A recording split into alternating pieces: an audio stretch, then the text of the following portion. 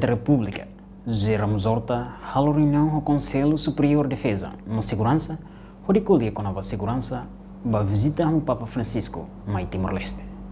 Primeiro-Ministro Kairala Sanana Gusmão informa e a reunião se recolher com a segurança e a Timor-Leste, inclui preparação a tosimo a Papa, nesse visita a Timor-Leste e a tempo bada.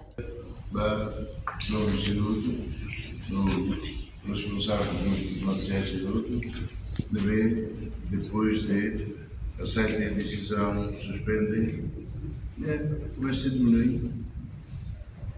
Começa a diminuir, e levou ao preço volta previous da ida e a quadra natalícia, a quadra de tempo de Natal, então ano novo e que não é morto, lá acontece a tira, os jovens e a os jovens e a participação da consciência deles e da bela noite lá para hoje no sábado e da dia vai a minha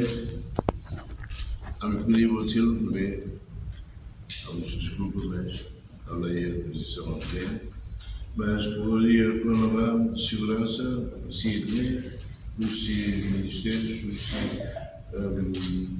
membros dos CIDAMOS fora da zona agora nós segurança nacional e minha renovar crime organizado, Canadá,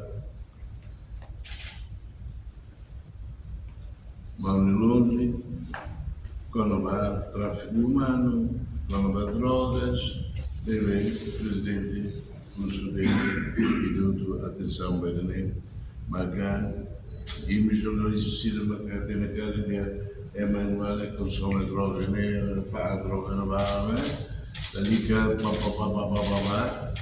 dedica às vacas, mas pode ter a polícia, pode ter a ministra sido competentes para nós desembarcar, baco, só ela não é, para aí resolver o que é que está sucedendo assim. Não nós, e que os digo, mas que varia para lá e tinha preparação do segundo Papa, então, a Comissão mais Vaticana na Comissão no meio da forma do seu governo, serão os salários da ordenação do serviço, começou maio e agosto e dizia tempo para a casa, tempo nada, do tudo bem, Comissão, tem rapidamente. No ia surumoto se festado foi apreciação botebes, bem hira ia quadra natalícia, lá ia problema ruma moço, tamba jovem sira ia ona consciência, o insabela desenvolver a em Timor-Leste. Portanto, colher com a base segurança nacional, crime organizado, braqueamento capitais, tráfico humano, inclui caso droga, no presidente da República moço suba povo Timor-Leste, tem que tomar atenção para buat hirak A reportagem Sabina Sansa, Televisão Timor-Post. Janela informação ba Emogoto.